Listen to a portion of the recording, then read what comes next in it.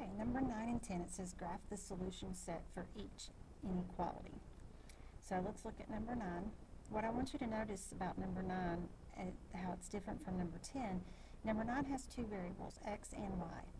When we have two variables like this, we're going to get a slanted line. This only has one variable, x, which means we're going to get either a vertical or a horizontal line depending on the variable that we are given. So just keep that in mind.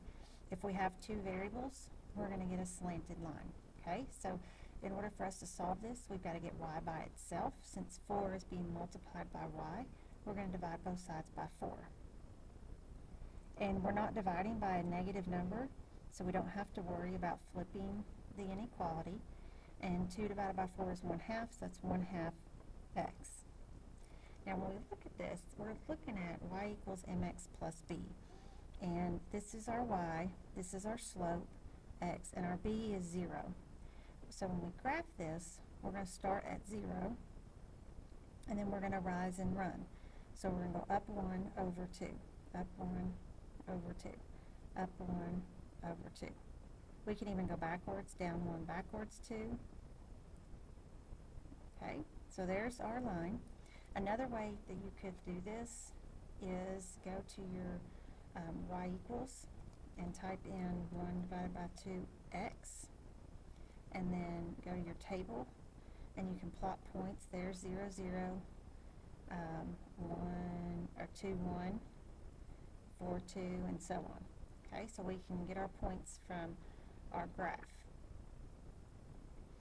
Alright, now what we're looking at is whether we're going to make this a solid line or a dashed line. If this has the line under it, we make it a solid line. Okay, so if it looks like this or this, that's going to be solid. If it looks like this or this, it's going to be dashed. Okay, and so what we have is one of these. So we're going to make this a dashed line. And then we have to decide if we're going to shade above or below. So if this is our line, this is the above, this is the below. Okay, and so since this is greater than, that means you're going to shade above. So that's going to be this part up here.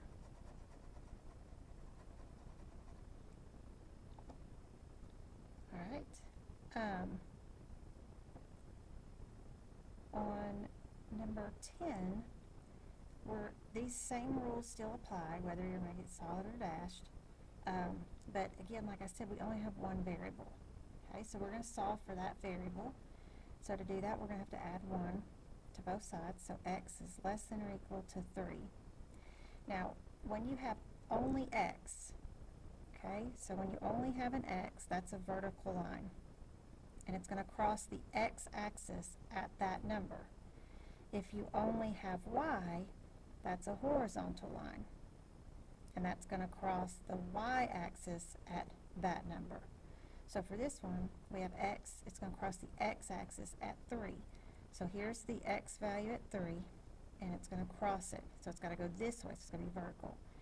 Because it has the line under it, it's going to be a solid line. Oops. And then it's less than. Well, here's our line. These x values over here are greater than. These x values over here are less than. So since it's less than, we're going to shade this side. Okay, now let's just say we had a y.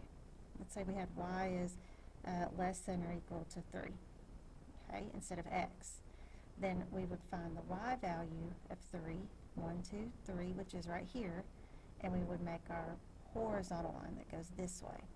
Okay, so on your test, you're going to be given one that has an x and a y, and then you're going to be given one that either has just an x or just a y. So you're going to have to remember how, which one is which. Okay, so remember x, here's your x-axis right here. So if you're going to cross it, you got to be vertical. Okay, y, here's your y-axis. So if you're going to intersect it, it's got to be horizontal. Okay, so find those values on the x-axis or the y-axis, and then just draw a line that goes through those values.